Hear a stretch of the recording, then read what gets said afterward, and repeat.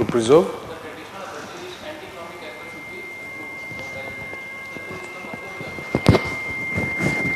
To preserve पूरा question एक बार पढ़ो बताओ. Anti-economic character. Obviously, the traditional system or the traditional societies are considered to be against the economic growth model. Okay, their traditional value system it obstructs. अब nature के बहुत करीब रहोगे तो एक्सप्लॉइट कैसे करोगे?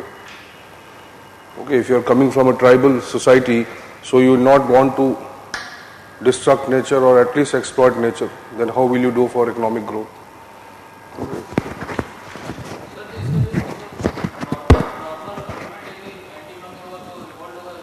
एंटी इकोनॉमिक मतलब कि जो ट्रेडिशनल वैल्यू सिस्टम या रिलीजियस वैल्यू सिस्टम है वो कहीं ना कहीं इकोनॉमिक ग्रोथ को या इंडस्ट्रियलाइजेशन के अगेंस्ट काम करते हैं. ठीक है, family system, family value system, joint family system, बहुत सारे आर्गुमेंट्स हो सकते हैं. तो जॉइंट फैमिली होगी तो कैसे लोग जाएंगे बाहर? ठीक है, फैमिली वैल्यूज इतनी स्ट्रांग होंगी, रिलीजियस वैल्यूज इतनी स्ट्रांग होंगी तो कंजम्पशन कैसे होगा? कंज्यूमर मार्केट्स कैसे बनेंगे? वैरायटी ऑफ प्रोडक्ट्स में not be manufactured, who might not need it. So if everybody starts using the traditional knowledge, then what is the utility of technology? Nothing. Technology नहीं है तो economic growth नहीं है. ठीक है, वही लॉजिक है इस क्वेश्चन का.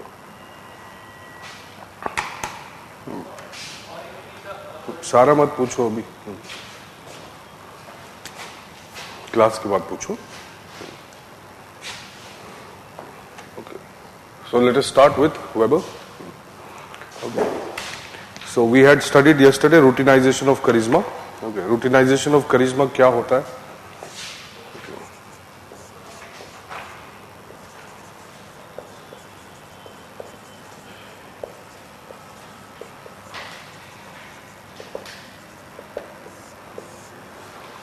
Okay, there is a phrase in English which says curiosity killed the cat. पढ़ा? क्या मतलब होता है उसका? उसको कम लगाओ. क्यों? क्योंकि आंसर लिखने के लिए जितना कम सोचोगे उतना अच्छा आंसर होगा. ठीक है, there is a problem with UPSC. The moment you become intellectual, that very moment your probability of getting selected reduces.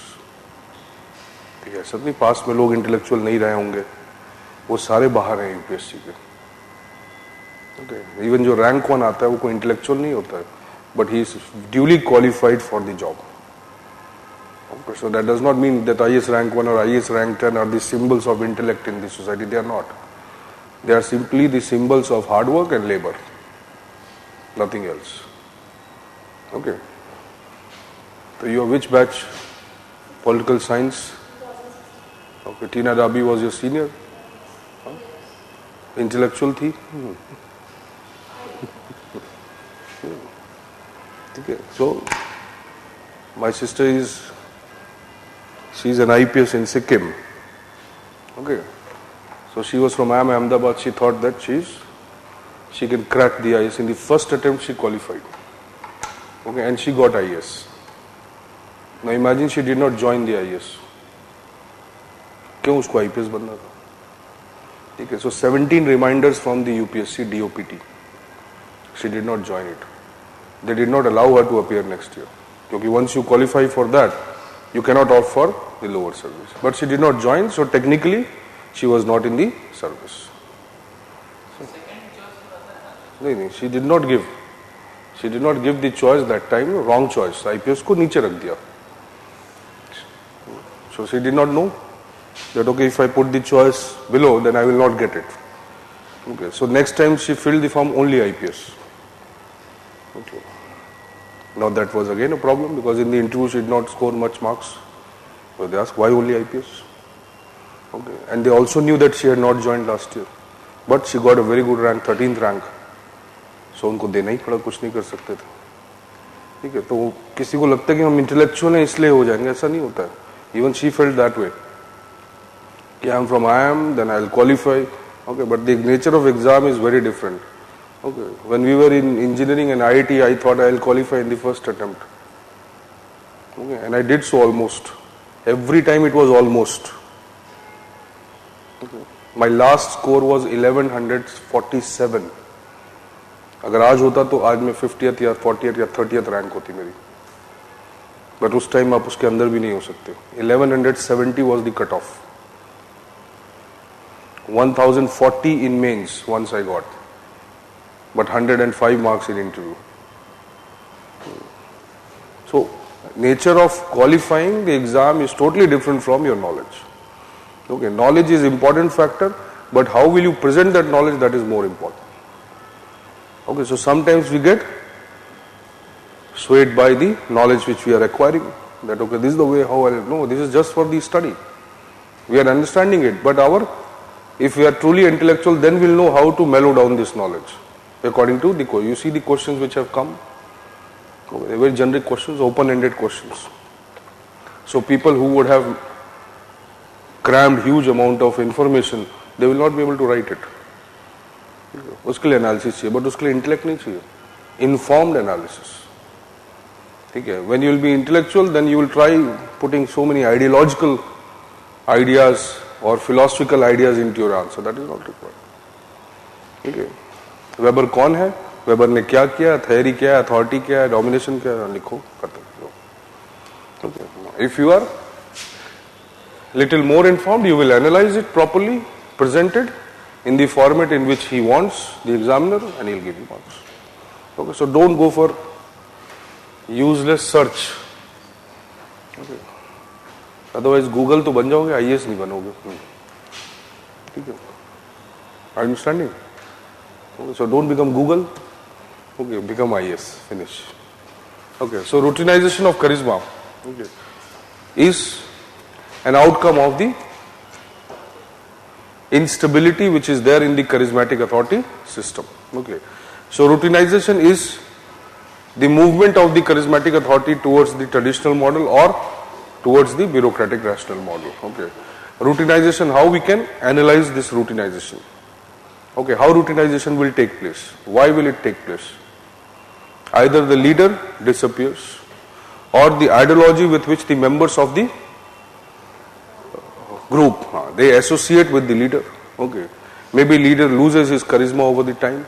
Okay, so charisma is not that type of authority which can influence people for a long period of time.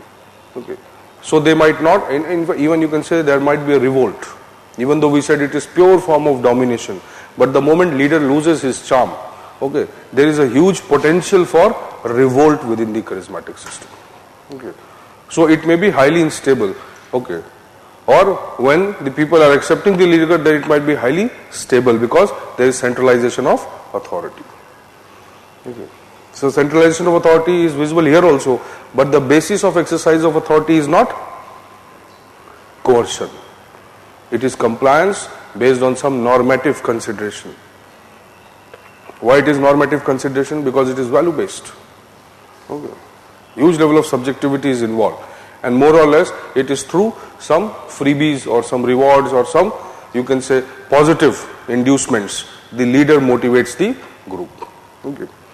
So the charismatic authority also has the potential for revolts, rebellions, transformation, social reforms. It can do so many things. Okay, if it is stabilized. Okay, but over a period of time it does not remain stable. So routinization now, okay,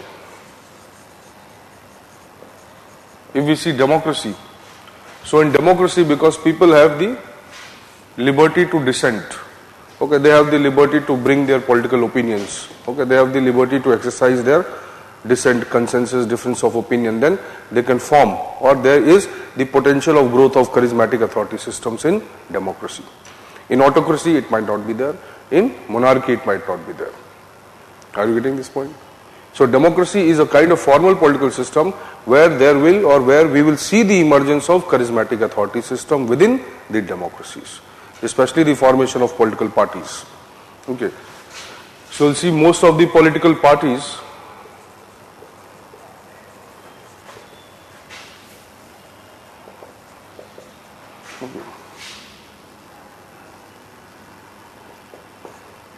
so charisma of one leader, okay, probably builds a political party. Okay, in fact ideology has a very important role, dominant role to play as far as the formation of political parties is concerned. Okay. See, voting pattern or voting behavior. Okay. That is also guided by charisma. Okay. Individual leaders, maybe their ideas, okay, maybe so many things are there which might influence people.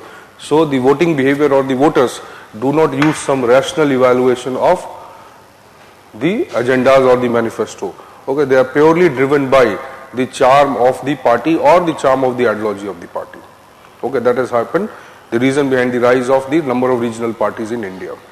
SP, BSP, RJD and many. Okay. So ideology is also an important factor, but the leader is also an important factor. Okay. So you will find occasionally the routinization of charisma taking place in the democracy, okay, in the form of political parties. You write few things. Okay. Okay. Routinization of charisma is a recurrent phenomena in democracies.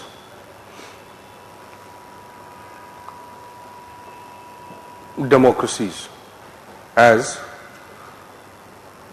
democracy allows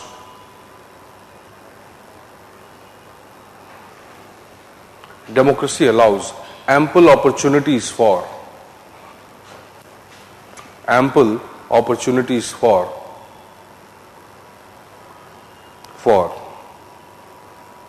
the emergence of charismatic systems.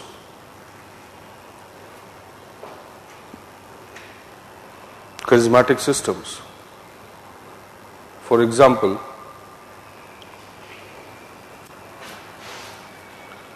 the leader-centered, or you can simply write, for example, the emergence of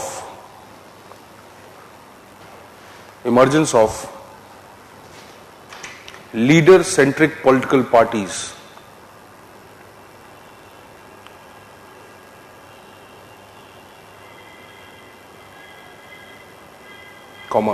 regional political parties,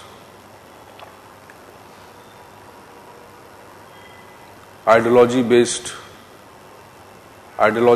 movements,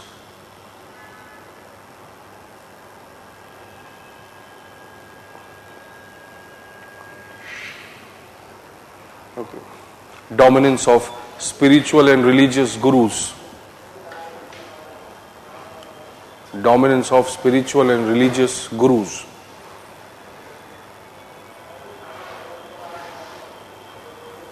etc.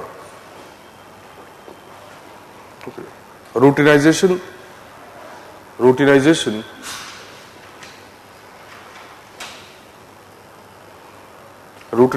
transforms the charisma into a more rational and stable form of authority system.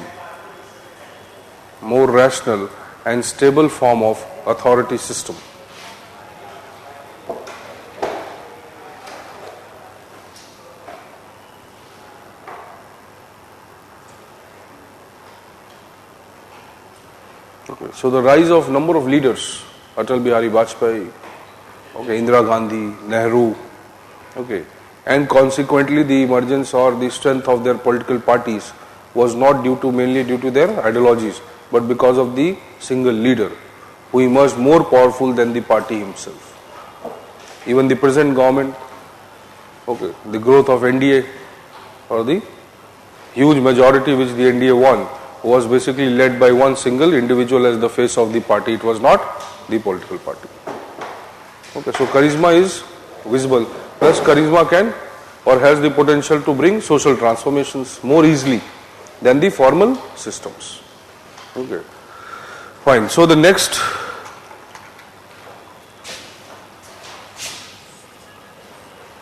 authority system, which is the most dominant one, okay,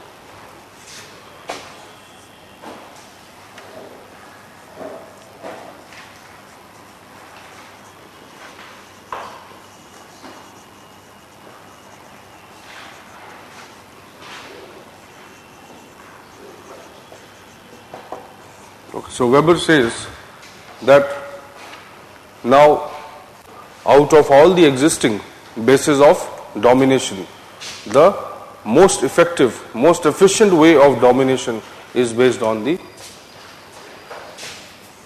rationality. Okay. So the Zweck rational domination, Zweck rational action or authority is exercised through a particular administrative system. This administrative system he calls as the bureaucracy. So bureaucracy is the manifestation of the Zweck rational action or authority system. Okay. The word bureaucracy is coming from two words, the bureau plus the cracy.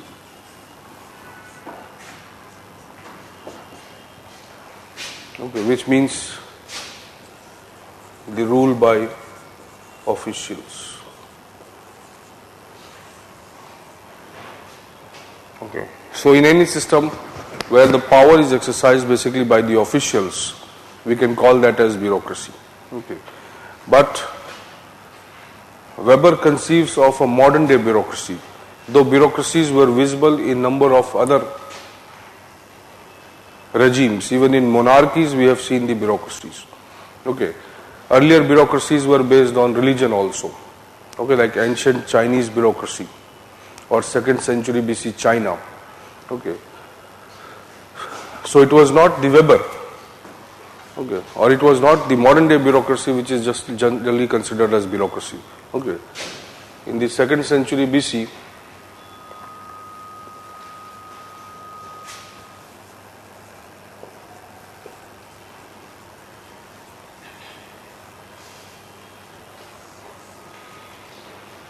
the emergence of the Mandarin system. Okay, Mandarin system was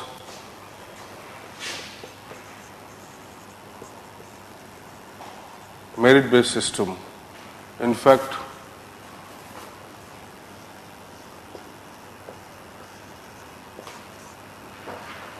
Confucius or the teachings of Confucius were used as the guide, okay, to the regulation and control of the bureaucracies. People were trained in the Confucius or religious teachings of the Confucius, and the examination was conducted. Based on that, they were selected. Okay. So it had all the elements of the merit-based bureaucracy, but it was based on basically the religious teachings of Confucius. Then Mandarin system, Mandarin term itself means the officials. Okay, which has become the language now. Okay. So the officials or the kind of communications the officials did, that eventually became the kind of language which they are using now. So the official language of the China is what? Mandarin.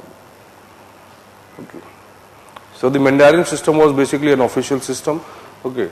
So that also can be considered as the bureaucracies. Okay. Even in Prussia was Germany. So there also we find the instances of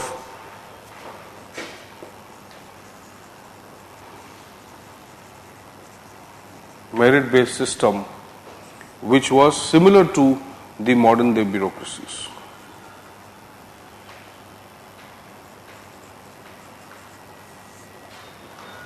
Okay.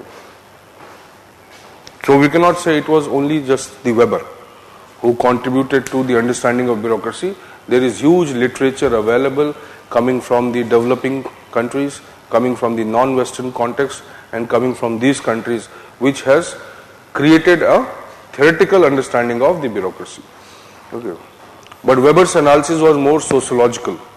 That means it generalized the understanding of evolution of the modern day administrative system. Okay. So Weber's context is mostly the industrial development. Okay. The growth of trade, the growth of economy, okay, the growth of, you can say, technology, it all contributed, or the emergence of technology all contributed to the growth of the bureaucracy according to him. Okay. So he wanted to understand that how modern day societies could be governed and what will be the ideal structure to govern the modern day bureaucracies. Okay. इतना clear है भाई? Thank you.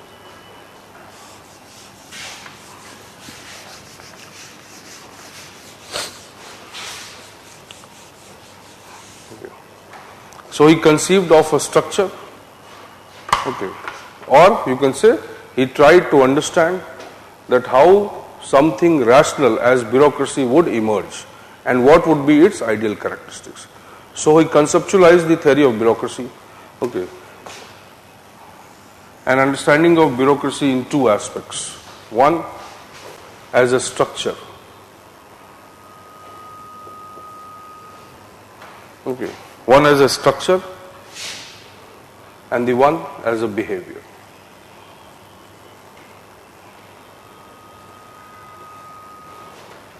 Okay. So he is visualizing his administrative system under the Zweck rational action, which is influenced by the number of developments like industrial revolution, industrial development, trade, economy, okay, growth of money economy, okay. So based on that, he visualizes that, okay, there must be a structure of bureaucracy and there must be a behavior of bureaucracy. So he is conceptualizing this administrative system in two aspects. One, the structure, other the behavior. Okay. There is another third dimension added by another person. Okay. Peter Blow. Okay. He adds another character or dimension to the Weber's bureaucracy. Okay. The instrumental character. Okay. So you can see that whatever the theory of bureaucracy emerges or the structure emerges, okay, it will have three major dimensions or approaches in which you can study. One approach is the structural, one is the behavioral, other is the instrumental. Okay. So how they viewed bureaucracy, okay, in the three dimensions. Okay. Further, two more dimensions can emerge. One is the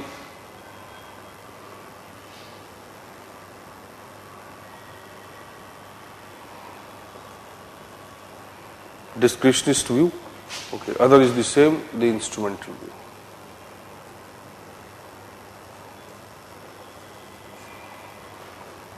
Okay. Discretionist view says that bureaucracy has the discretion to exercise the power.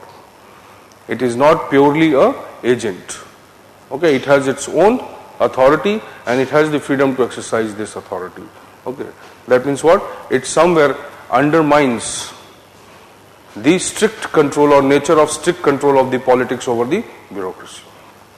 Okay. Or you can say it views bureaucracy as an instrument capable of exercising its own authority through a proper judgment. Okay, because it is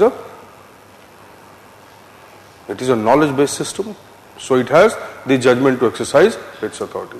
But this view says that no, the bureaucracy as a system, howsoever ideal it may be, howsoever extraordinary it may be, it has to be used only for some ends. So it is simply a means.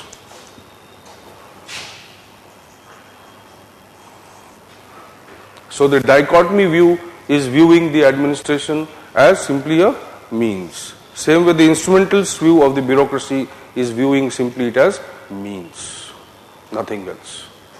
So it does not act on its own. It does not have a nervous center, okay, which can take its own decision. Okay, in fact, it is only the hands and not the brain of the governing system. Are you understanding? Okay, that is the instrumental view. That it is not the nervous system of the governance, it is only the hand. Okay. But how far this is correct, we have to still see. Okay, so you can see four major perspectives regarding what the bureaucracy is emerged. Okay, two obviously by Weber, one by Peter Blau, and one by the others. Okay, many theorists have contributed to that. Okay, Bentham, Mill, Mosca, Marx, okay, number of people who have viewed bureaucracy from an exploitation perspective. Okay, a perspective where it is not acting in the public interest. Okay, but Weber's logic was that it is through the structure of bureaucracy that we can maximize the public interest. Okay. Are you getting this point? Okay, so let us explore. You first write these things. Okay. Okay, Max Weber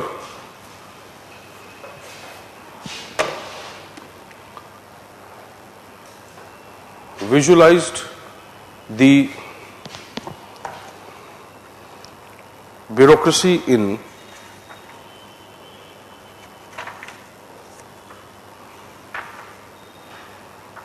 two aspects. In two aspects. Number one, from a structural perspective,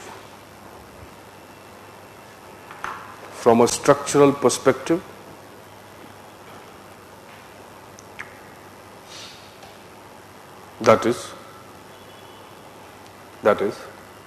it is a rational structure having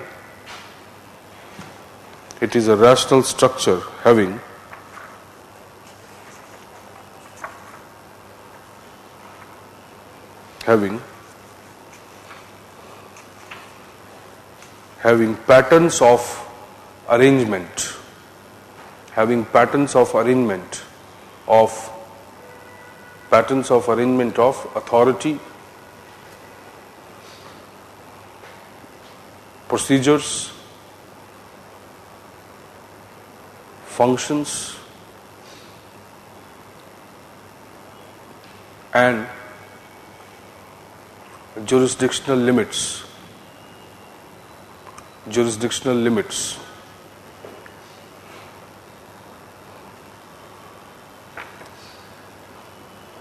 It is an ideal structure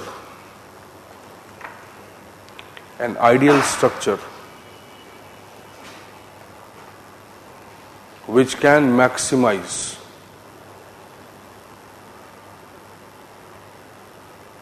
the achievement of any pre-decided goal.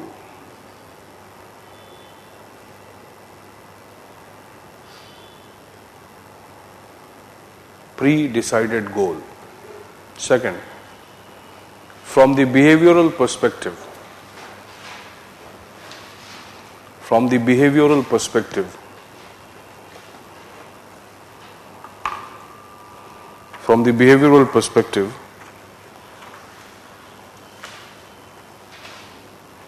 that is, the bureaucracy as a form of administration,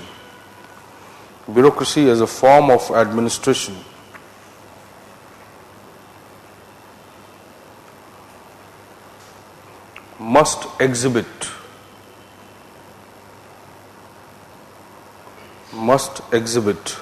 certain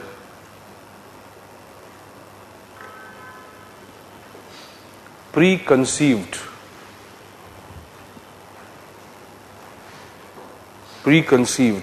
and preordained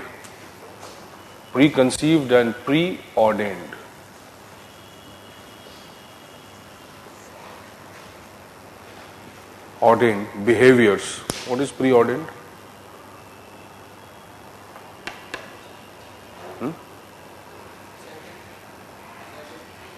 Decided, visualized, preordained behaviors which would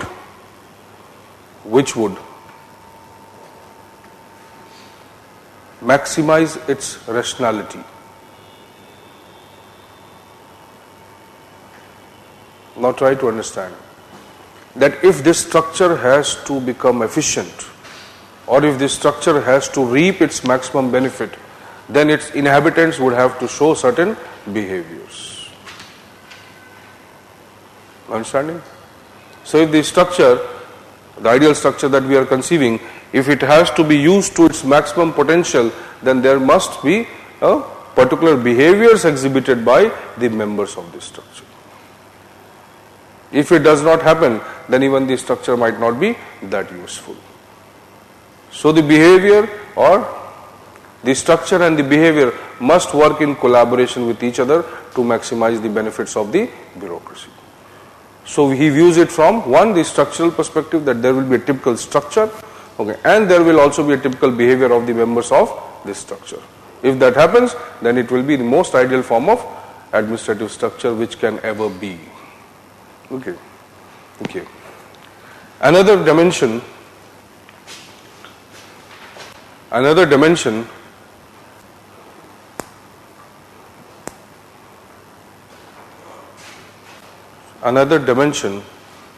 to the above was added by Peter Blow, or Blau, whatever you want you can say, Peter Blow, who conceived an instrumental character of the bureaucracy. An instrumental character of the bureaucracy.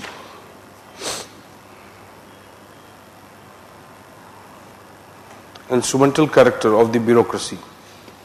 That is,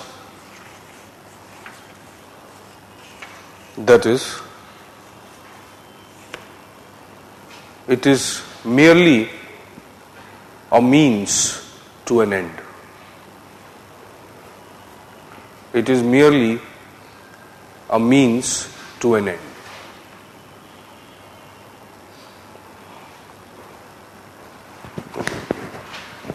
Merely a means to an end. Okay. Next paragraph, लीजिए. There are other theorists who view the bureaucracy from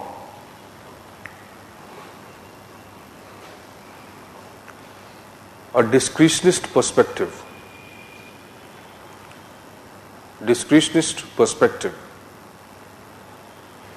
That is,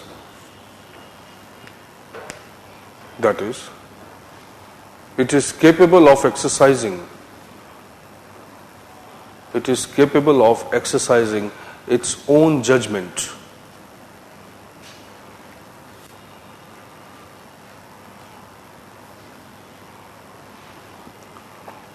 and by virtue of its superior knowledge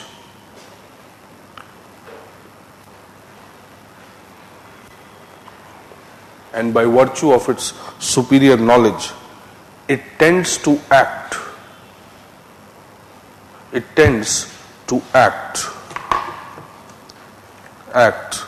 independent of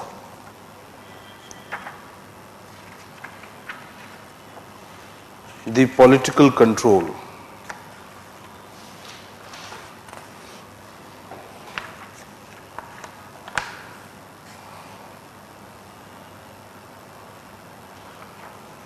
In fact, this view would support and contradict. In fact, this view would support and contradict the dichotomy at the same time. How it will do it?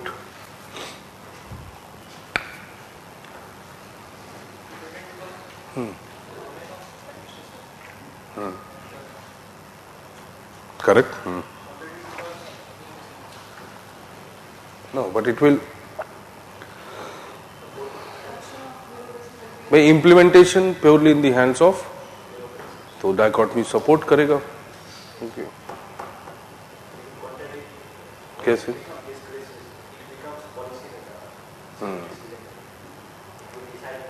So it requires discretion as far as the implementation is concerned.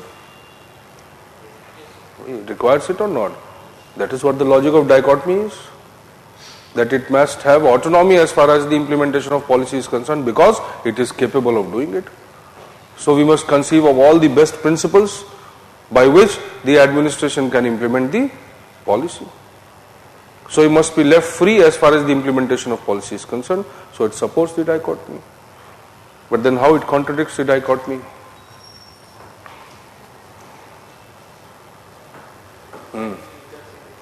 No, that is fine. I am asking a theoretical level. Theoretically, how it contradicts.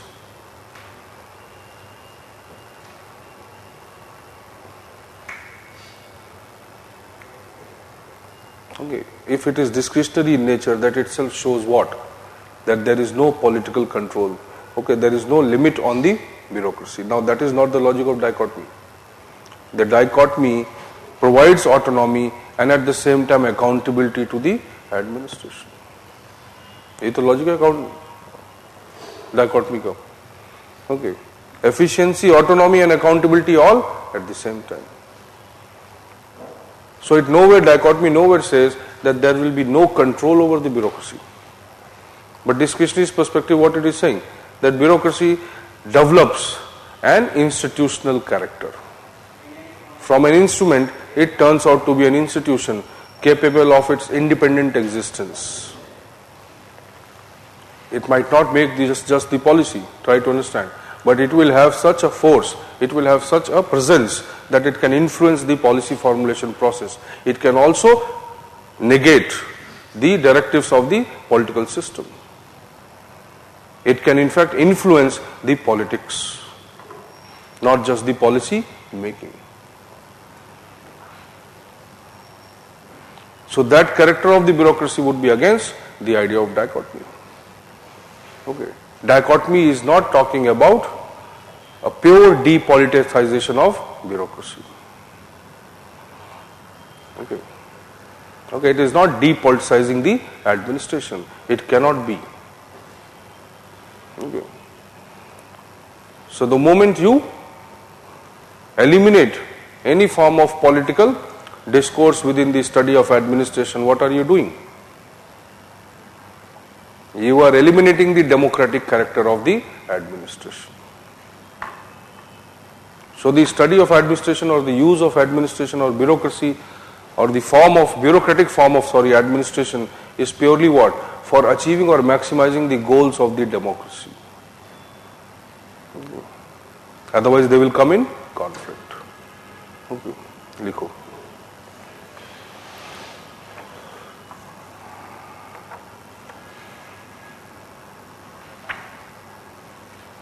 Okay, there is a theory by Jacques Derrida. Have you heard his name? Postmodernism. Theory of deconstruction. Okay.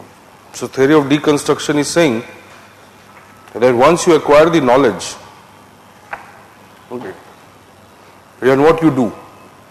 The writer has written it from his own perspective. Okay, but if 100 people listen to that knowledge, then they develop 100 perspectives. So what happened to the knowledge? It has increased or it has decreased? It has increased, it has improved. Why? Because every one of you will listen to that knowledge and now use his own process.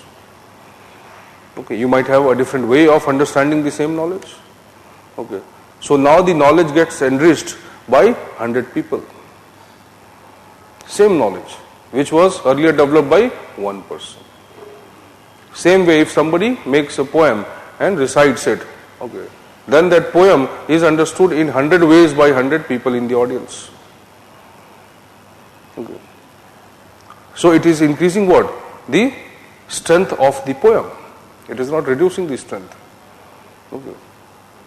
So when we are conceiving of, okay, dichotomy or whatever, so obviously what has happened? Over the time, the same term, the same vocabulary which was used then, okay, now its interpretation has changed over the time. Okay. So postmodernism, 1960s and 70s, when it comes, it changes number of terminologies which were used in public administration or for that matter in any other subject. Power, okay, governance becomes governmentality. Okay, power becomes something, okay, influence, okay, leadership, manager becomes the leader, okay, organization becomes the social structure, okay, likewise they have changed. Okay. So if you are viewing the dichotomy today, okay, obviously your perspective would be much more broader than what was visualized by the Wilson.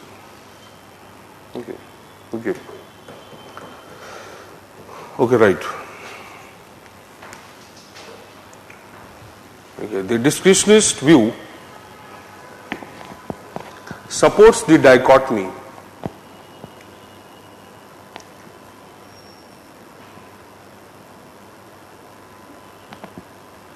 because it provides the much needed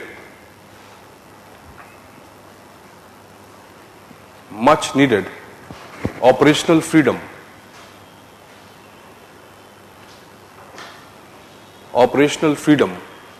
to the administration for implementing the policies.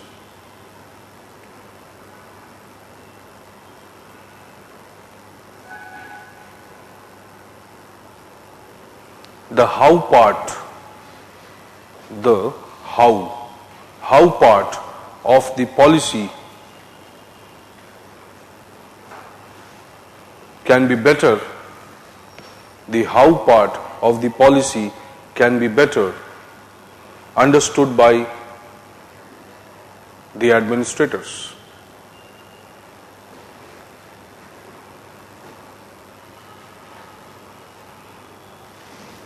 And so discretion is necessary.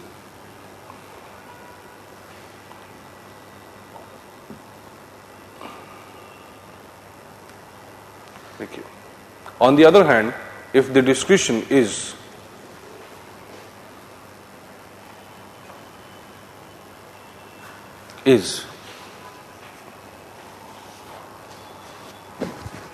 promoting the institutional character of the administration,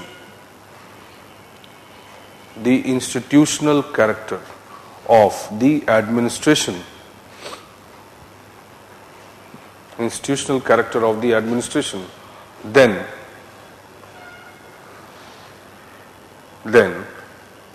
it might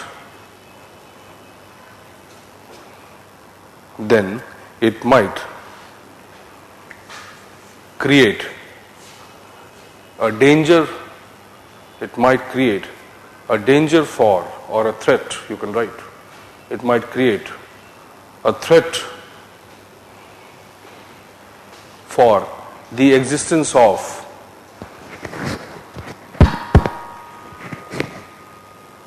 democratic institutions.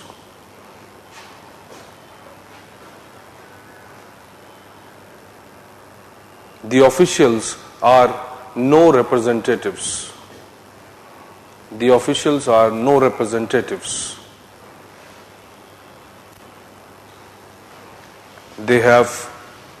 They have their own entrenched interest.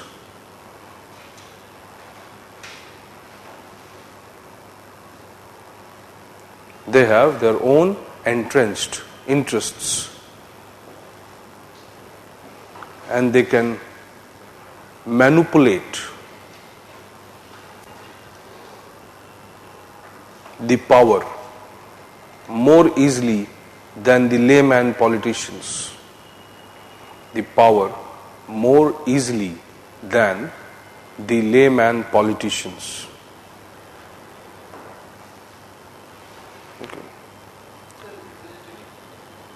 Representative, अरे चुनाव से नहीं आए, elect होके नहीं आए, so you cannot control them.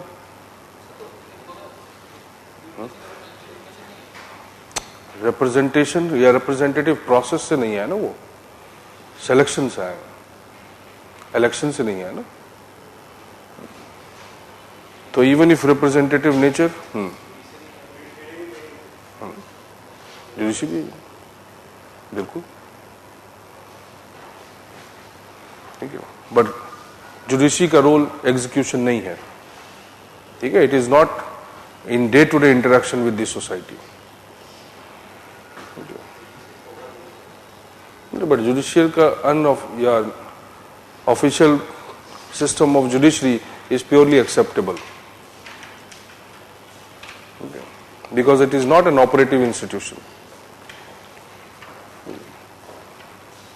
But executive, purely executive institutions, if they are official in nature, then they will always have a, or they will always be a threat to the individual liberty of the citizens. Okay, because every day they will interact with the people. Okay, so each and every need of your life is fulfilled by them. Judiciary is थोड़ा ना हो रहा है भाई. Okay, so judiciary is the institution of last resort.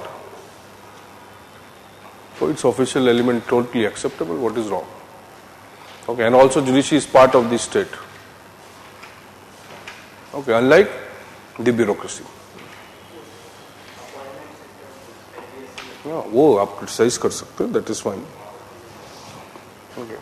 So if there is institutional character of the bureaucracy, then it is going to create problems for the political systems. Okay. So there are, let's say, generally these are the four views, okay, through which those people conceived of the bureaucracy. Okay, but Weber was more concerned with these two. Okay. Right now, the reasons behind the growth of the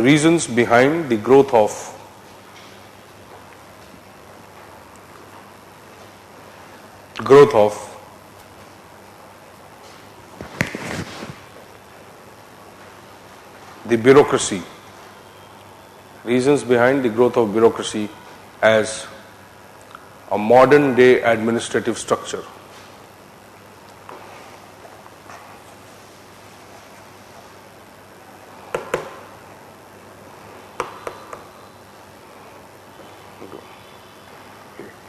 The preconditions for the emergence of bureaucracy,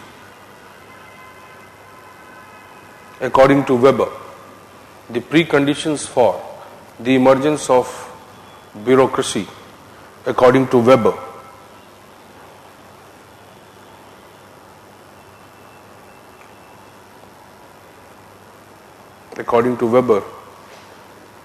were: number one,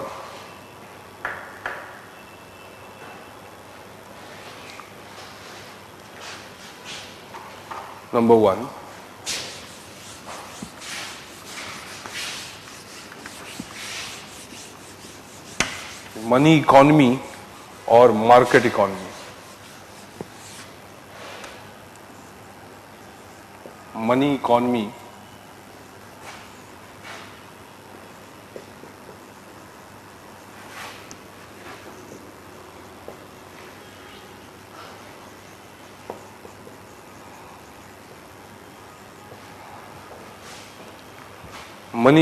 or market economy.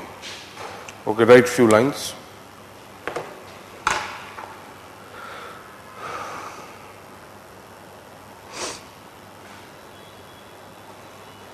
What is a money economy?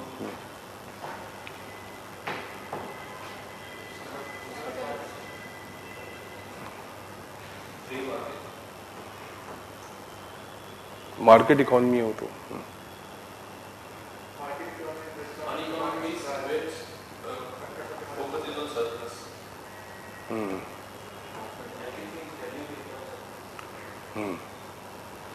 we are quantifying trade, the value of goods, okay, or the goods are traded or services are traded not in the form of exchange, okay, but in the form of money. Okay. So money economy will create certain things. What?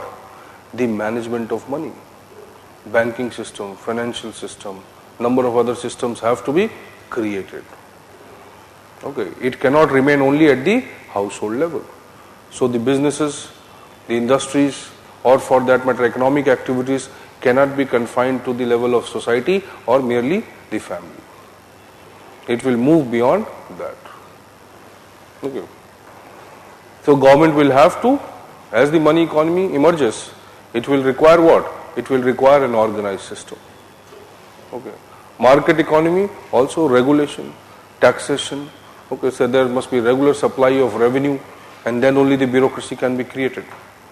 Or it will lead to the need of a bureaucracy. Okay, tax लगाना है, law implement करना है, regulation करना है, you require all that. Okay, right?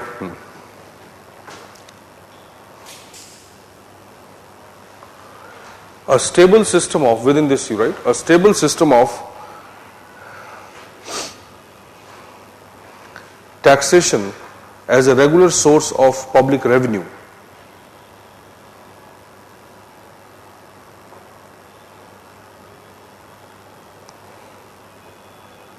A regular source of public revenue is necessary to sustain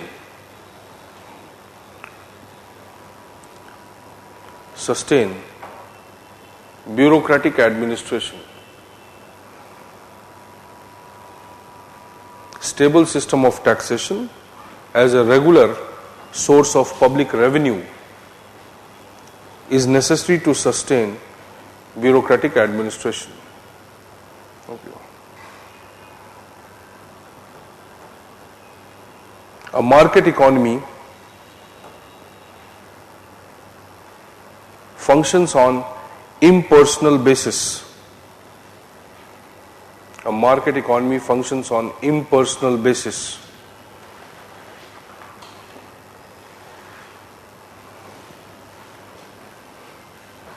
Which promotes bureaucratization.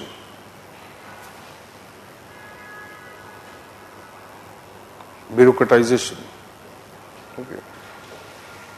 The need for, next line, which promotes bureaucratization, the need for banking and other financial institutions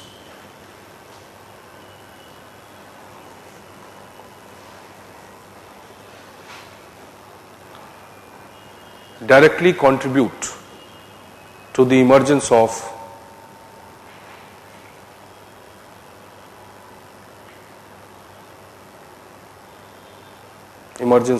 organized formal systems. Contribute to the emergence of organized formal systems. Okay. Second point, increasing organizational size and complexity.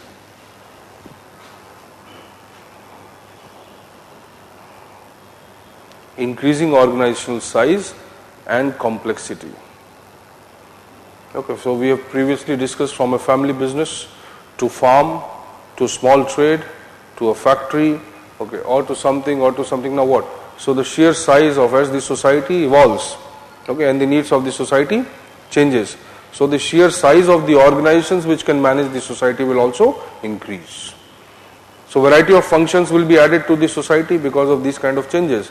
Okay, so the kind of organizations which were governing them will be no more relevant. So saying the sheer size of the society, okay, there were earlier small communities and looking after themselves. Okay, but now as the agglomerations or urban agglomerations will increase, then the kind of organization which can manage them will be also a bigger organization. So you cannot sustain or develop a bigger organization except if it is bureaucratic in nature. Okay. Second point. Okay, right. The complexities of civilization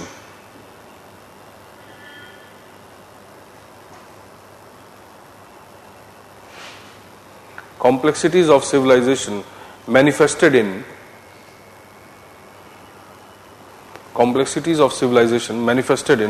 the growing needs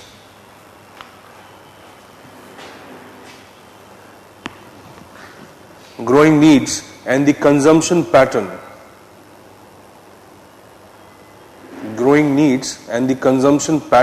of the society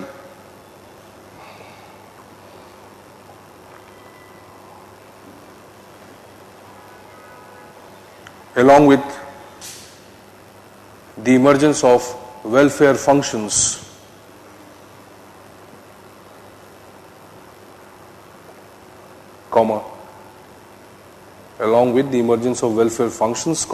law and order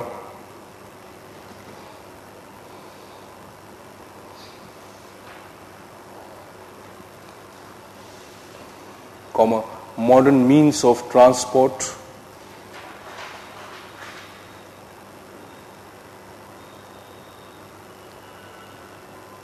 all require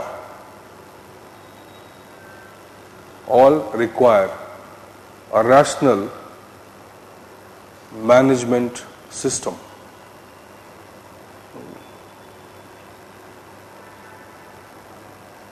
So you cannot sustain these services unless you have a very organized management system. Even the governments could not exercise their power unless they have an organized managed or management system. So he's saying that as the sheer size of the organization and the civilizational complexities increase, preferences, choices, value systems. So what happens? The governing becomes more and more difficult. So you require a more organized system. Third point, rule of law.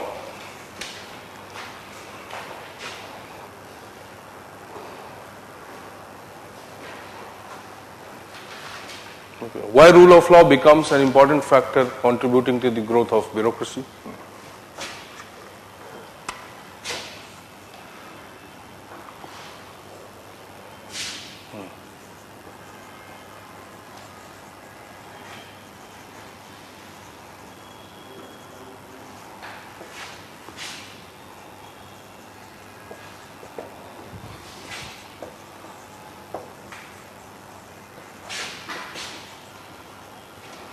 Okay, why rule of law? उसको बताने की बजाय मुझे बताओ.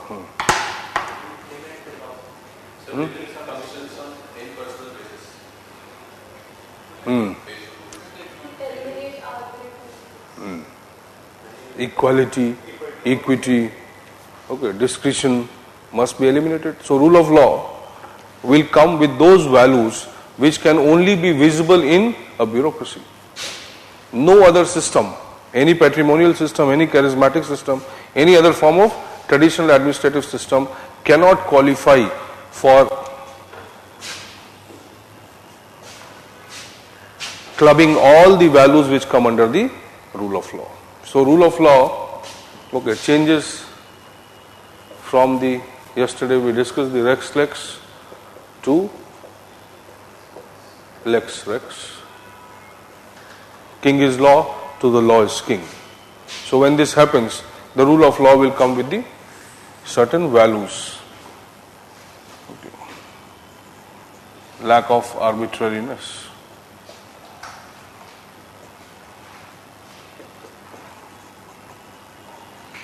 Equality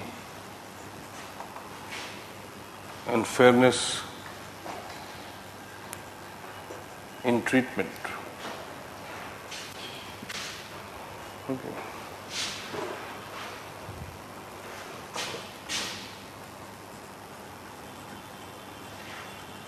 Impersonalization. But law is same for everyone.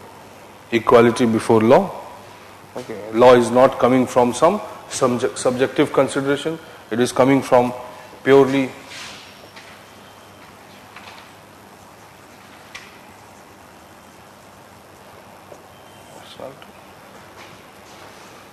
so many of the rule of law values would be visible in or can only be manifested in the form of bureaucracy. So he's saying as the notions of rule of law come or as the monarchies get dismantled into new or modern political systems, it is quite obvious that how these values would be manifested in the form of administration, that will be the bureaucracy. Rule of law. Rule of law means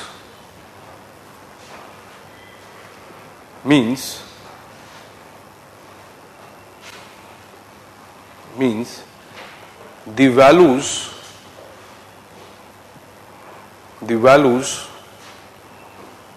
by which the modern societies would be governed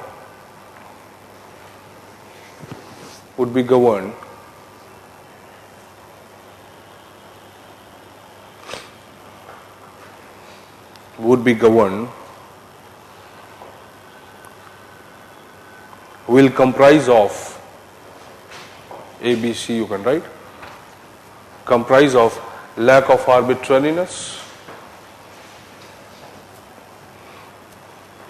equality and fairness in treatment,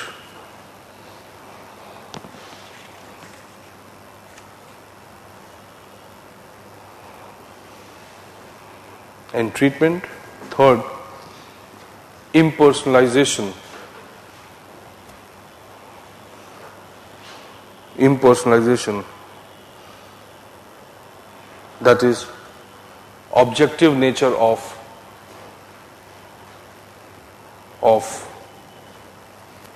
the authority.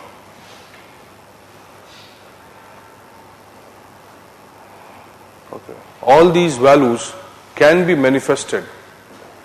All these values can be manifested.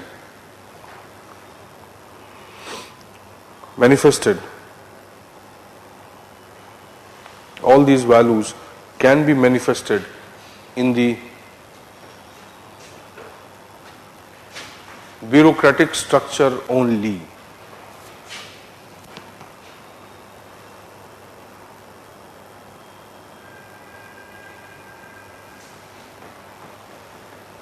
Okay.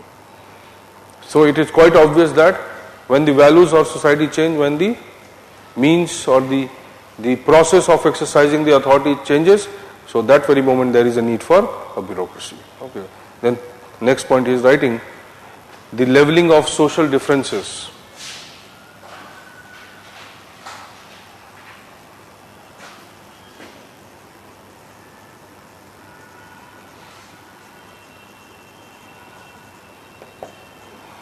Okay. Obviously this is a process of rationalization. Okay. So societies, okay, which were traditional societies, they were sustained on inequalities which they created. Okay. So any traditional society, whether a monarchy or for that matter a tribal society, okay, or any of the traditional systems which you see, okay, they are preserved and protected on the basis of inequality. Okay. So deliberately inequalities are created and they are preserved. Okay. So their purpose is what? To ensure that inequality exists in the society. Whereas when the modernization will take place, so these inequitable or disparate value system will be eliminated. So there will be a greater demand for leveling of social differences. Okay, so he's saying that how to address this problem or these issues, it will be the bureaucracy only. So the society which will be now more based on the egalitarian principles, justice, equality, human rights, fundamental rights, whatever. So he's saying the egalitarian value system or the principles would force the emergence of bureaucracy. Okay, लिखिए.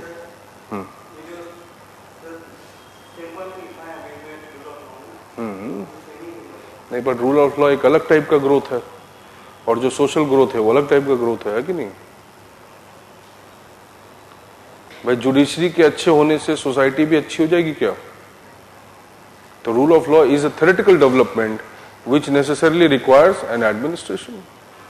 Whereas the social transformation and social forces which will emerge, they will be different from the emergence of theoretical rule of law. Cultural, gender, culture, community value system, वो भी change होगा ना. सिर्फ law के through थोड़ा ना change कर रहे हो, ठीक है? वो भी इंडिपेंडेंटली या एटलीस्ट साइमल्टेनियसली वो भी चेंज हो रहा है. Okay. So rule of law may be more concerned with the justice delivery. Okay, but rule of law will not go and search for the disparity. Okay, it will develop an organized system of justice delivery. Okay, but it is not going to look for each and every person what is your problem. Okay. तो वो जो administration पहले था, the purpose was to protect the interest of the king. Okay, and the people in power. Now the kind of administration necessary is to protect the interest of the people. Okay, तो वो change हो जाएगा. Okay, right, ये उसने लिखा है, मैं नहीं बोल रहा हूं, है ना? ओके, देखो, levelling of social differences.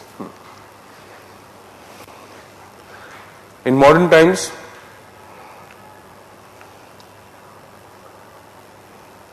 The mass democracy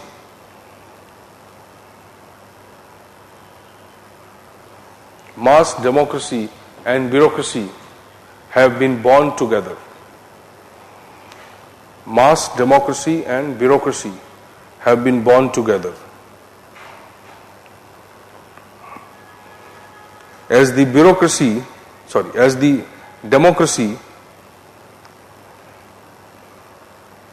is involved in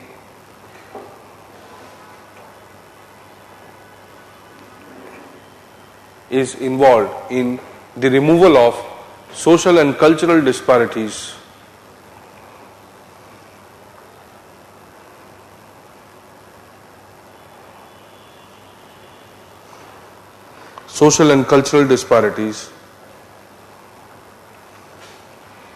the bureaucracy emerges as the prime instrument for fulfilling these goals.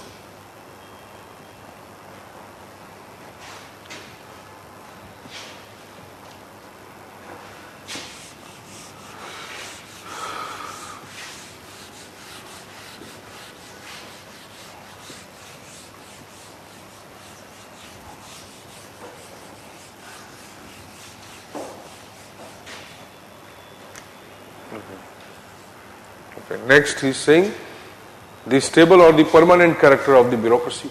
Okay, so that itself is a big factor. The permanent character or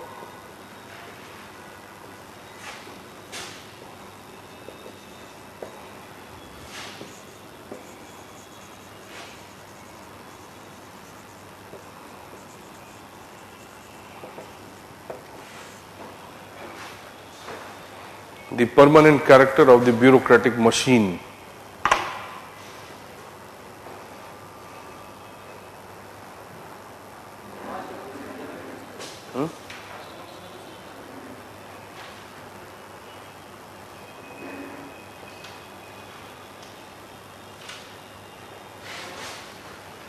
Okay, so bureaucratic machine.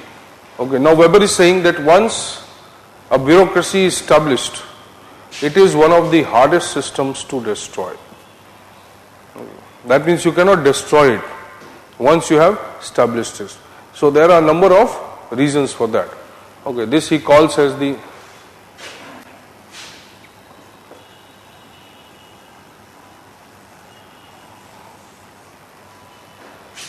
iron cage. Okay. Once this iron cage is created, okay, that is the reference or meaning of the iron cage. That once it is established, once people are subjected to the administration by the bureaucracy, once they become addicted to the administration by the bureaucracy, then they do not want independence from the bureaucracy. Because it has such rational character, it is so efficient, okay, or probably there is a kind of dependency which is created on the bureaucracy, okay, by the society or by the political institutions that they cannot remove it. In fact, the system which is created to protect the or which is created to serve the needs of the society, that system itself becomes so powerful, okay, that ultimately society and the politics serves the needs of bureaucracy. Okay, so the slave becomes the master by the sheer utility of the slave. Are you getting this point? So the reason for the emergence of the bureaucracy was to serve the needs of the society, whereas it happens vice versa when the bureaucracy becomes or sustains the society for a long period of time. Now it would be very difficult to conceive of a society without the bureaucracy. Okay. So if there is no constable on a red light and there is a traffic jam, you can understand the utility of that one constable. Now imagine and replicate it the entire national level, the entire administrative structure. Okay. So a constable, a PWD official, electrician, okay, coming from revenue department, RTO, licensing, you can imagine now the complex.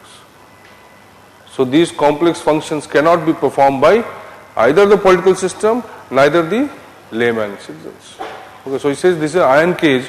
Okay, as the process of rationalization increases further, okay, the dependence on the bureaucracy increases more and more. Even though people know that it is detrimental, it is exercising the power, it is encroaching upon the lives of the citizens as well as the political system, but they cannot avoid it. So there will be a deliberate subjugation to the bureaucracy. Okay, even though theoretically it should not happen. Are you getting this point? Okay, look here. Okay, according to Weber, once, according to Weber, once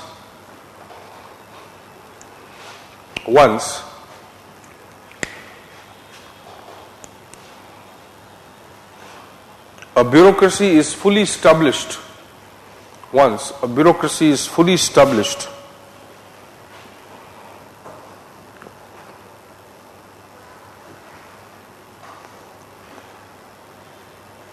it is one of the or one of those, you can write, it is one of those social structures it is one of those social structures which is the hardest to destroy.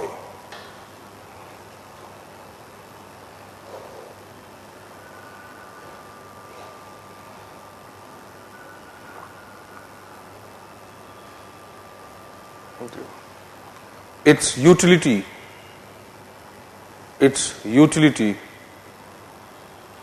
becomes its strength.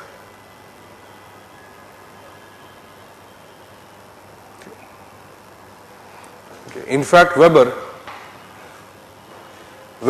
refers to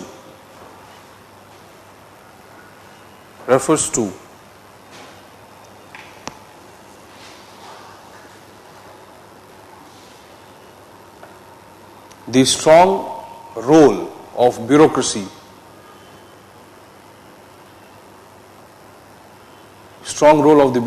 in the society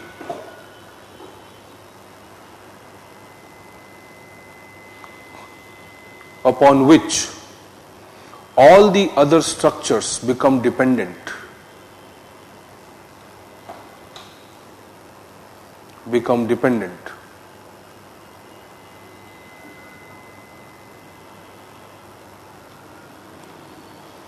As the iron cage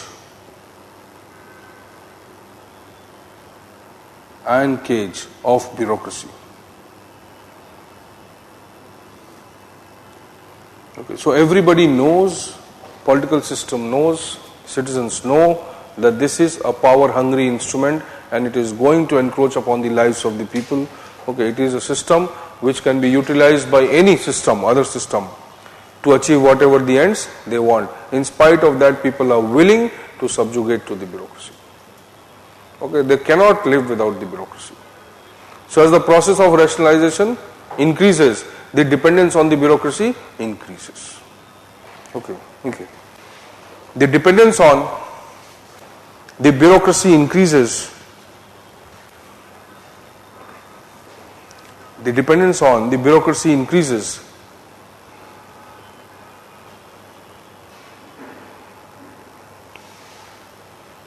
As the rationalization of society further increases.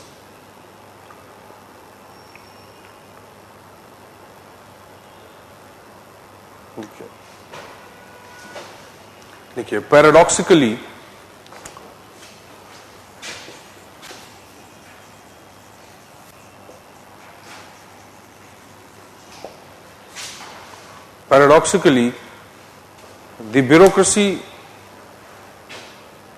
the bureaucracy was conceived as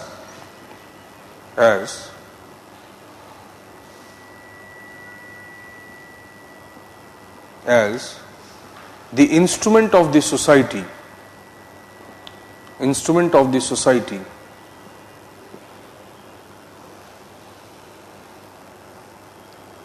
that is, the society and the politics give rise to the bureaucracy.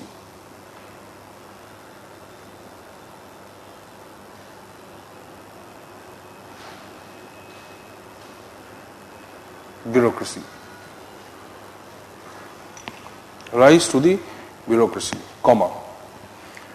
But eventually what happens?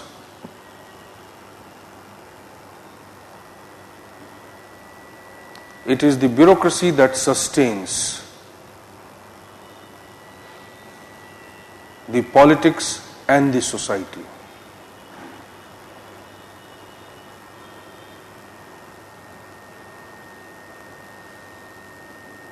So you can imagine that the bureaucracy could have or could never have emerged if there was no society and there was no politics. So the political and the social transformation led to the growth or the emergence of bureaucracy. But what happens after the bureaucracy comes? The bureaucracy becomes the reason for the existence of the society and politics. Okay. Whereas the reason for the existence of the bureaucracy was society and politics. Okay. Okay.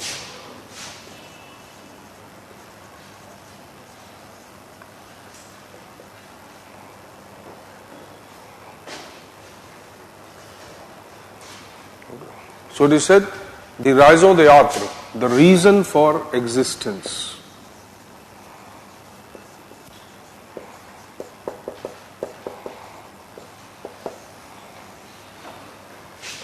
The reason for existence of the bureaucracy was society or the politics.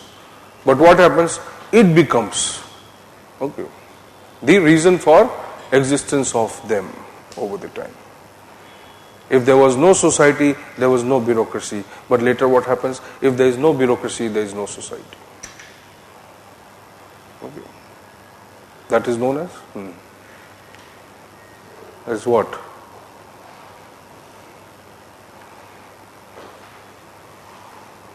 The institution of the bureaucracy.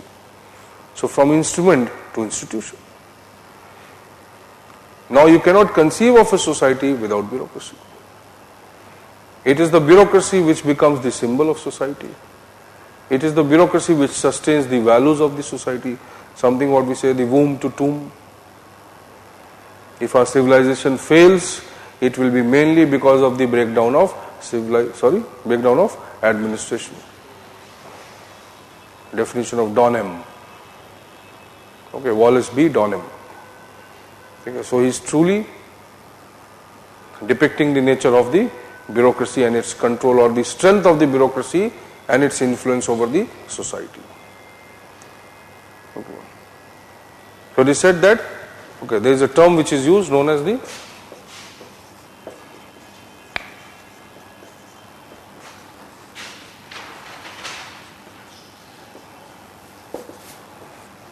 starts raison.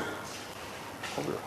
The state was the reason for the bureaucracy, where it becomes the reverse. So state should sustain the bureaucracy, but it is reverse. The bureaucracy sustains the state. Okay, right. Okay. The raison d'être or raison d'être, the raison d'être for the bureaucracy was the state.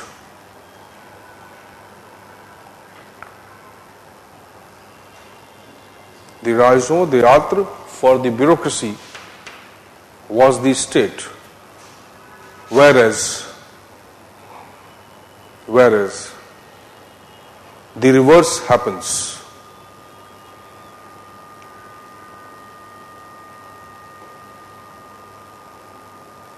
The raison d'être for the state becomes the bureaucracy.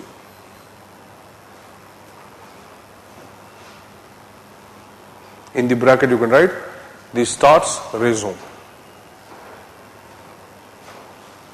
Starts raison is a term which he is using for conveying the idea that the very reason for the existence of bureaucracy was the state, but now what happens? The very reason for the existence of state is the bureaucracy. So who exercises more power, the bureaucracy or the state? But theoretically it should be the state, but practically it is the bureaucracy.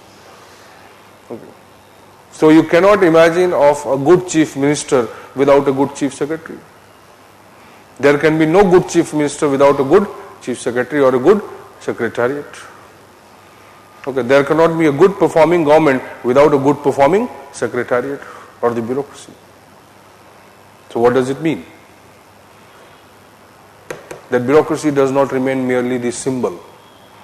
Okay, it has huge knowledge, it has huge intelligence, it acquires all the elements of all other social structures which exist. The best features of all the social structures, the best features of all the political structures within the bureaucracy. And that is why it becomes inevitable for governing. Okay. But that is how he is visualizing, and that is true also. Okay. Even if you are bringing reforms since 1950s or 40s in India, okay, what reforms have you brought? Nothing. They are all here and there reforms. You cannot touch, you cannot even eliminate, you cannot even move it, the basic structure of the bureaucracy. You cannot do that. Okay. How the internal structure has been designed, it is same as it was designed in 1850s, it is still going on. Classification of work, departmentation of the government functions, okay, how various functions are clubbed together, how they are distributed across the people, how people are selected for that, okay, what is the nature of skill required to perform those functions, everything is similar. So Britishers were much ahead of what we are today. Okay, they could conceive of those functions which we cannot even conceive today, so we have kept all those functions in the administration. Same type. How land measurement would be done, how compensation would be given, okay, what is the basis of compensation, what is the basis of punishment, everything is similar. Okay. So you might introduce new techniques, but you see the basic value that administration has borrowed is the same value system which came after the Macaulay. Okay. So you have not brought about any dent in the core structure of the bureaucracy.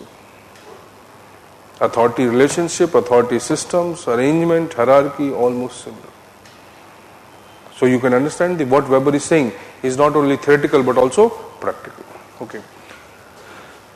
So to arrive at his logic of what will be the structure of bureaucracy, okay, the Weber develops certain principles. In fact, Weber conceives bureaucracy in a positive way, okay, in a functional way. That means it is contributing to the growth and stability of the modern society, whereas many other theorists have criticized it. Okay, but that is not important now. Let us first understand that what are the characteristics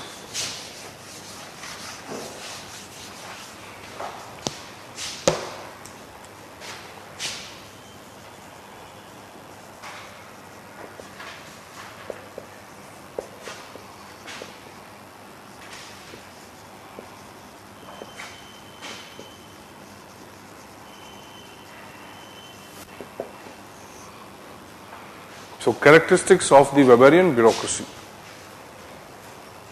Okay.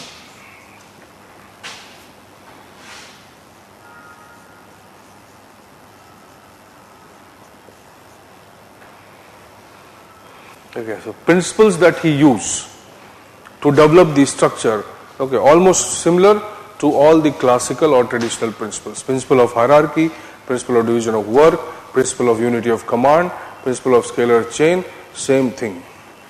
Same principles are used here also. So he identifies certain characteristics. Okay. Okay, so he is saying the bureaucracy, the first characteristic or the most important characteristic of the bureaucracy is that it is legal and rational.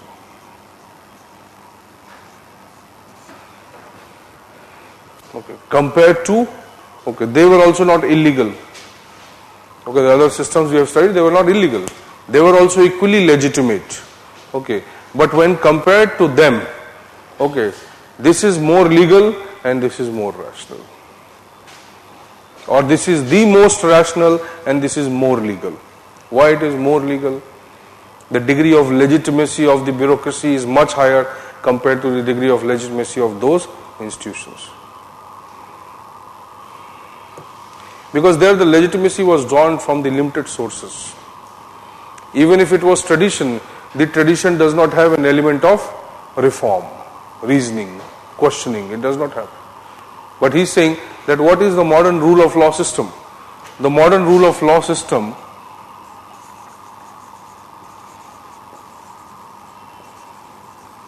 this is based on collective conscience of the society. And this conscience is emerging out of the rationality.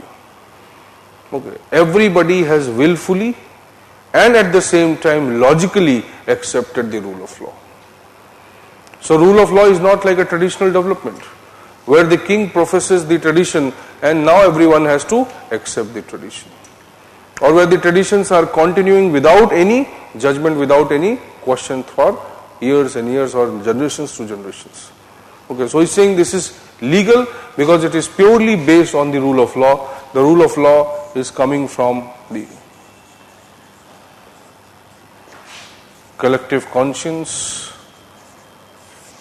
which is again based on the logic, rationality, reasoning. Those people are informed people. Those members of the society are informed members. And they are not simply the robots who are following certain things out of compulsions of religion or culture or tradition or maybe an emotional response to a leader. So he's saying it is legal, because it is based on this. It defines everything precisely.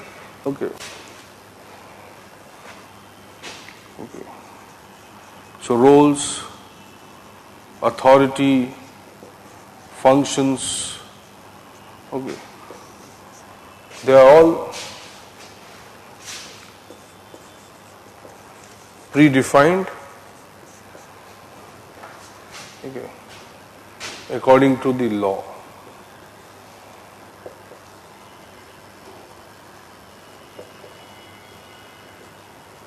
So there is complete absence of any discretion whatsoever available to the people who are part of the system. So it is highly legal in character. Legitimacy coming from the constitution or the rule of law or through a logical and rational analysis of the principles which will govern the society. So it is legal, it is rational. So saying it is rational in character because there is an objective relationship of means and ends.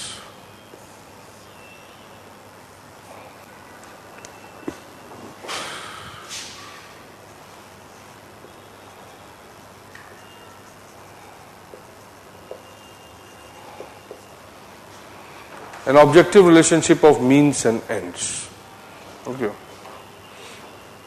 So now imagine that Taylor, when he brought the scientific management, how did he view the industrial development, industrial productivity? He felt that there is no organized system of production. Anybody is doing anything what he wants. There is no definite procedure, there is no standardization, there are no techniques, there is no evaluation of techniques whatsoever. So it was like ad hocism which was dominant in the industry. The same thing he is talking here. That if we compare the other forms of administrative systems, there is huge ad hocism in those systems, whereas this system is very precise. It has been calculated, quantified, and based on that we have developed these means. Means may be the rules, the system that we have developed, to achieve the ends.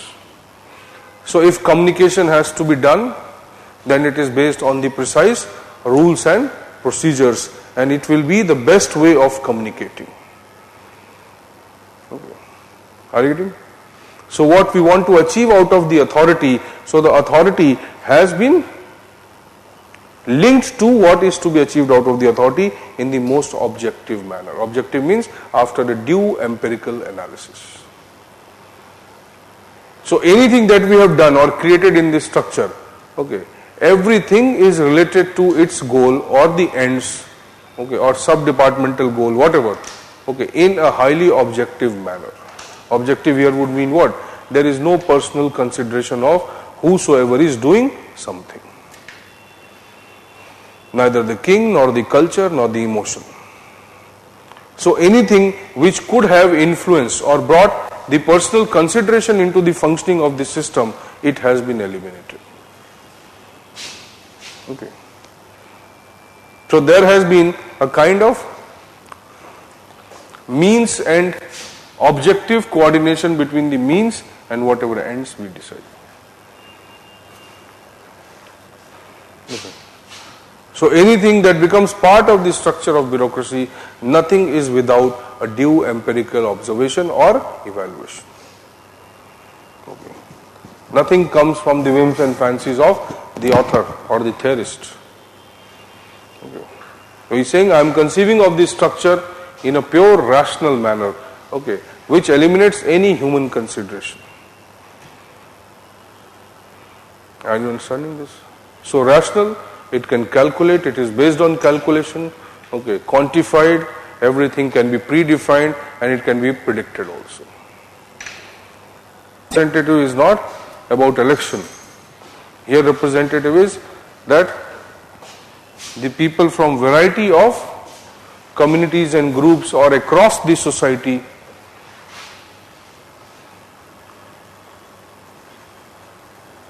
members of bureaucracy may be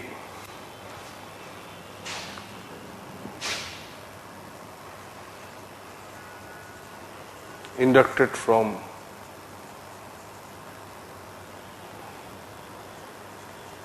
across the social groups, across the social groups.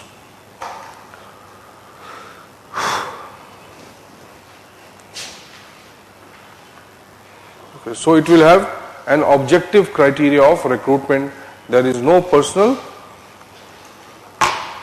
bias or personal values which influence the recruitment process. Okay. So this will be a merit-based recruitment, okay, based on the concept of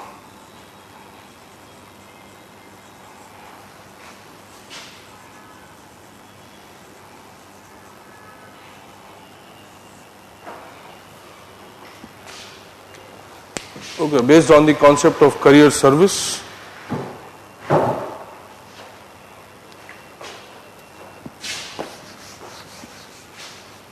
So what is career service? Full time.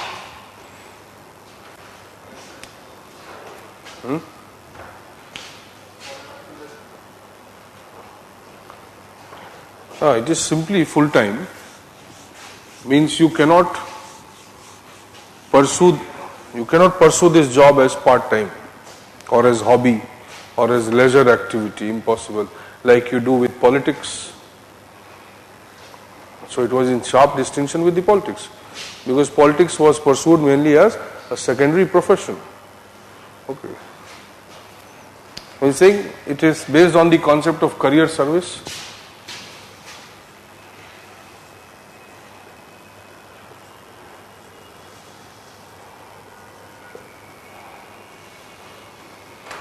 it is a full-time occupation.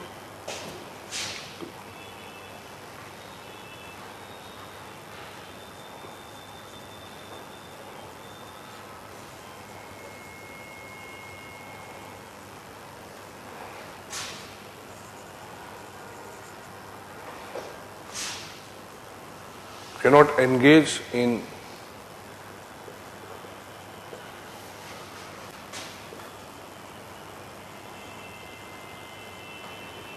while you are in this service, you cannot engage in any other employment. Okay.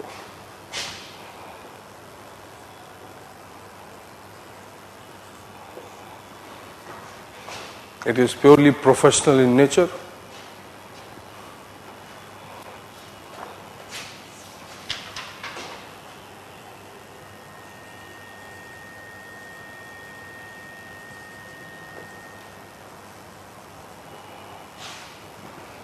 High level skill, rigor,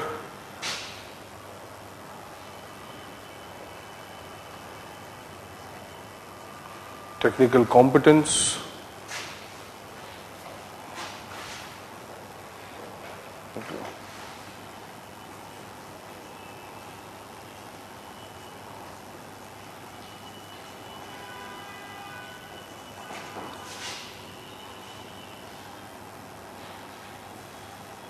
only means of livelihood.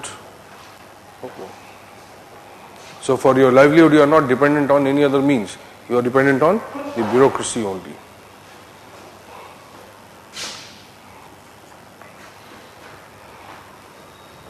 Okay. So concept of career service, and also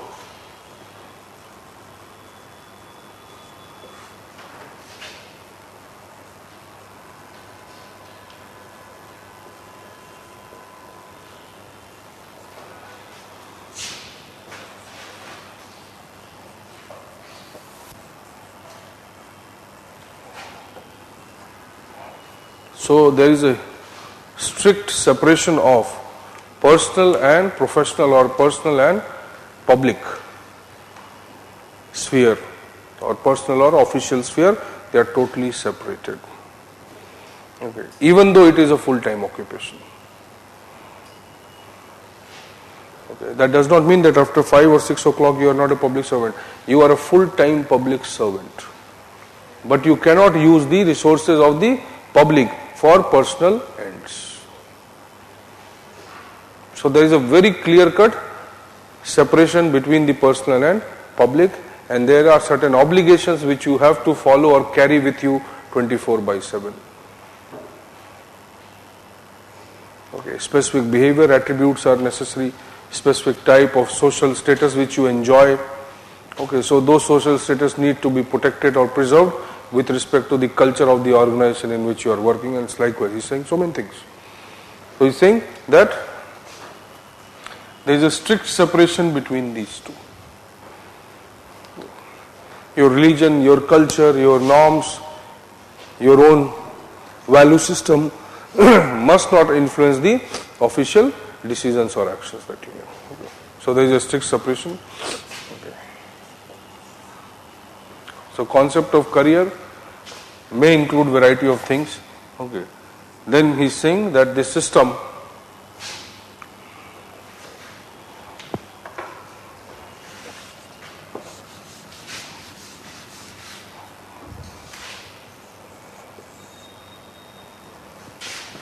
is based on what?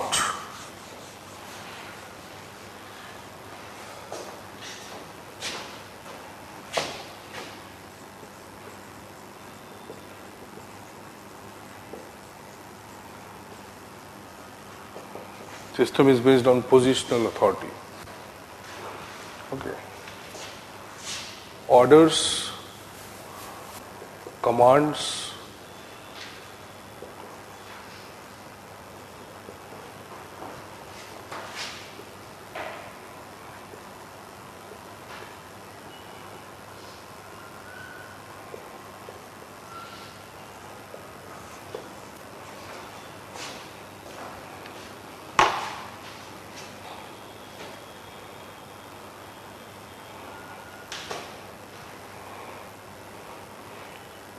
so you are not actually accepting the orders from a superior.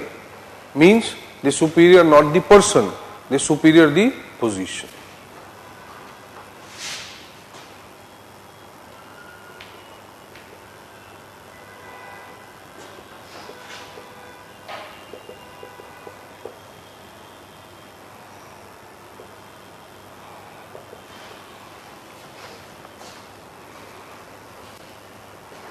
You have no personal obligation to your superior.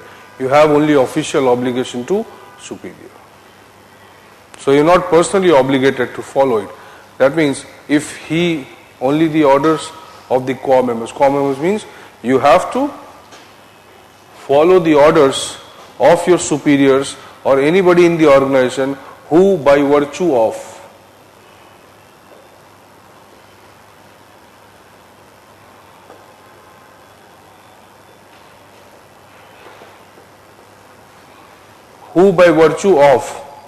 his position is giving you the order. That means anybody who is giving an order or a command which is beyond the official position which he occupies, okay, which is beyond the jurisdiction of that person, then you are not supposed to accept it. Or anybody on behalf of that person is giving the command who is not officially associated with the system, you are not supposed to accept it.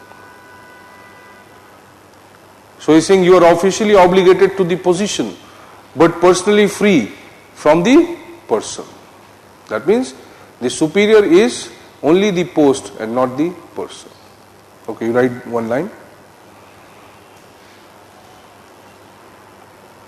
Okay. The obligations of the members of bureaucracy, the obligations of the members of bureaucracy arise from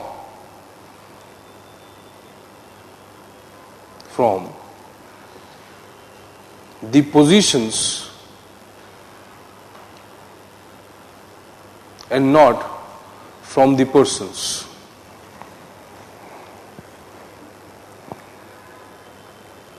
Okay. If the orders are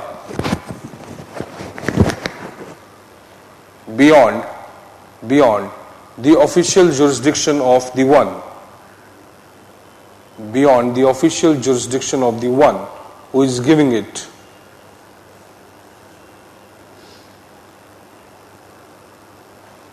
beyond the jurisdiction of the one who is giving it, then the subordinate is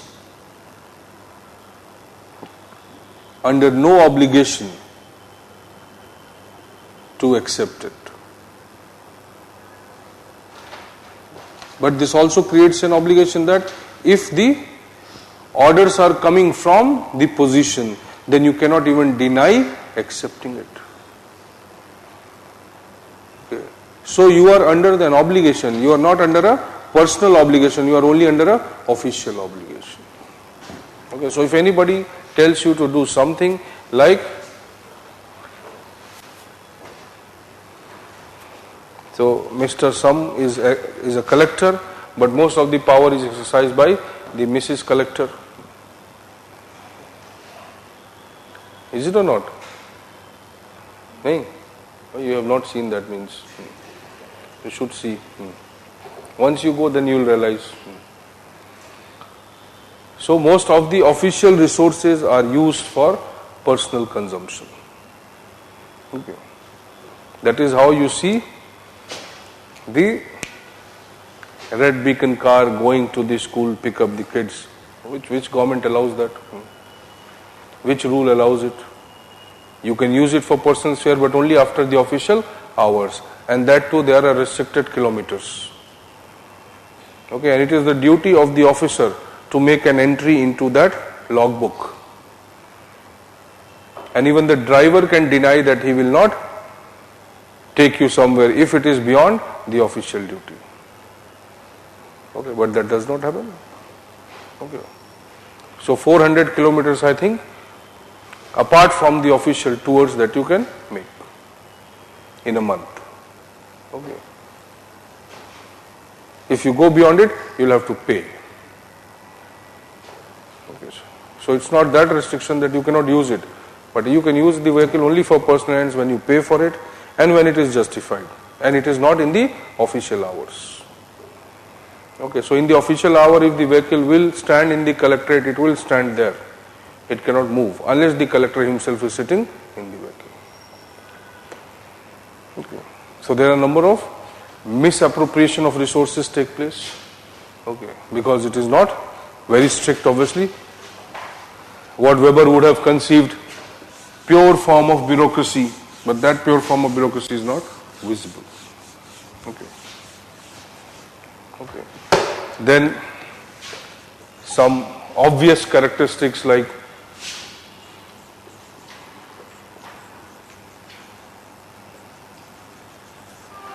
non-hereditary in nature.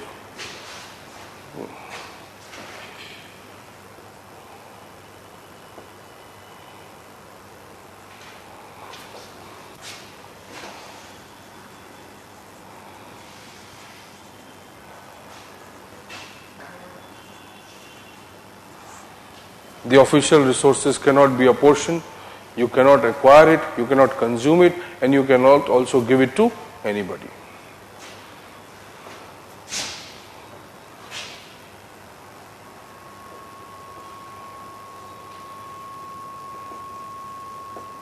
Neither acquire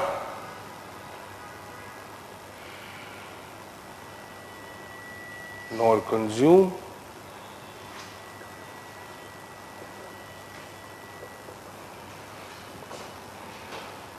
so you cannot misuse the resources in any way.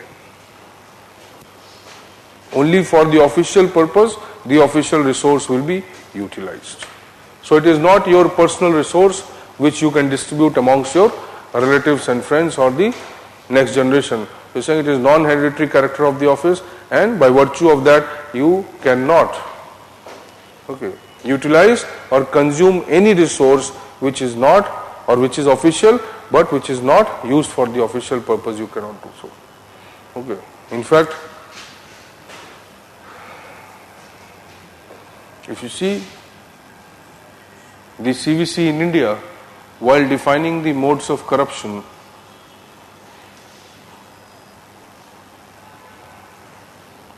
somewhere around 47 modes of corruption they have identified. In that, one of them is using the office stationery.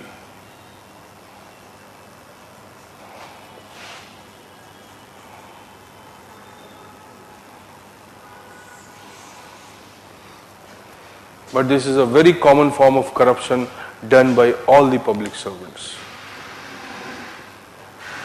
So it is saying that as simple as the use of official stationery for personal use will also come under the corruption. But you see, this is the most common form of corruption being done by everybody, especially the bank officers. I have seen rims and rims of papers they are bringing to their homes. People working variety of organizations, even the private organizations, they are also misusing. So maybe certain things might be undermined.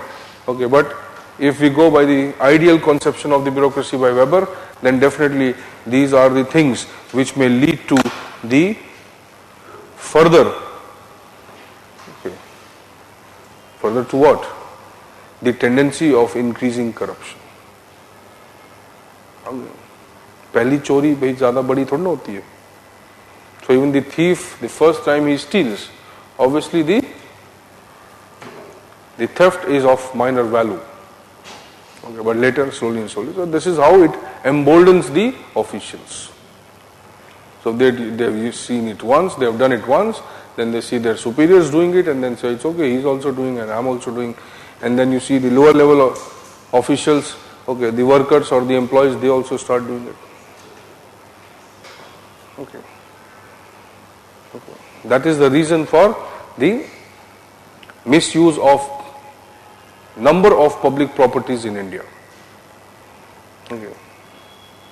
So they have converted the public garages into private garages. They have converted the public space or public parks into personal spaces.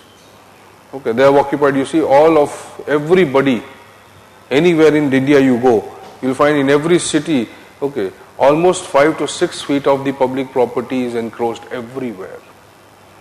Every household in India encroaches it. Even people living in flats, they also encroach it. Maybe on the 10th floor also. How they encroach it? By taking the air space. You see the tendency of encroachment. People who are living below, they will encroach the pavement, or the pedestrian walk, something they will encroach. So if you go by the law, it is a criminal offense, even 1 millimeter of a structure, that is your personal structure, if it falls in the public domain, it will become a criminal offense. But nobody. The law is very liberal with that regard, maybe in countries like India, maybe not anywhere. So he is conceiving this as a very strict principle that none of the official resources can be apportioned by the public servants. Okay. Minutest of the resource cannot be apportioned. So you see, if the moment you don't follow this ideal, obviously you cannot get the benefit of bureaucracy. Have you understood this much? Okay, you write a question.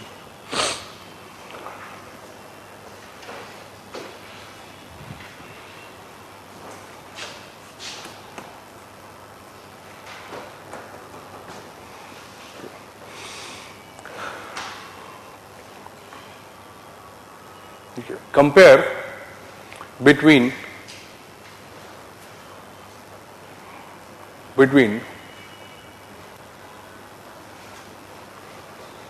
the different perspectives, compare between the different perspectives on bureaucracy. On bureaucracy.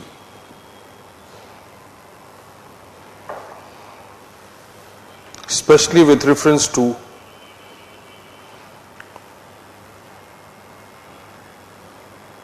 the instrumental versus discretionist, the instrumental versus discretionist view. Second question.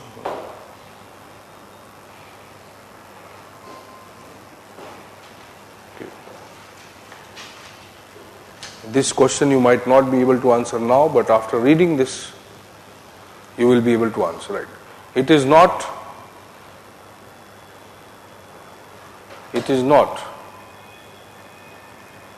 the weak bureaucracy, it is not the weak bureaucracy which is a problem for democracy. It is not the weak bureaucracy which is a problem for democracy, but it is the strong bureaucracy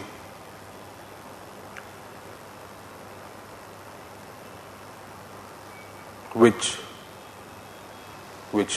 promotes the threat. Comment.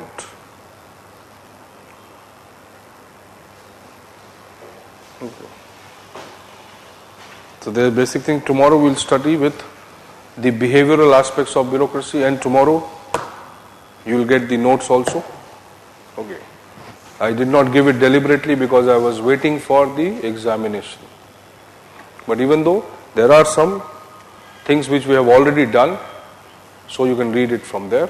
Okay, it will not be obviously what I have told, but it will be, or you will be able to understand based on what we have studied. Okay. Because the notes are developed in such a manner that right from the first chapter, okay, you maybe have or you might be using all this knowledge. Are you getting? Okay, that is why I delayed it. Okay, it is not given in the form of ka, kha, ga. But maybe if the first sentence or the first line would be the formation of sentences. So, unless you have studied this much, okay, you might not be able to use it properly. Okay. So, see you tomorrow then. What time your GS class ends? Acha, not your 11:30. Every day. No, in normal days. Every day it's 11:30. Okay.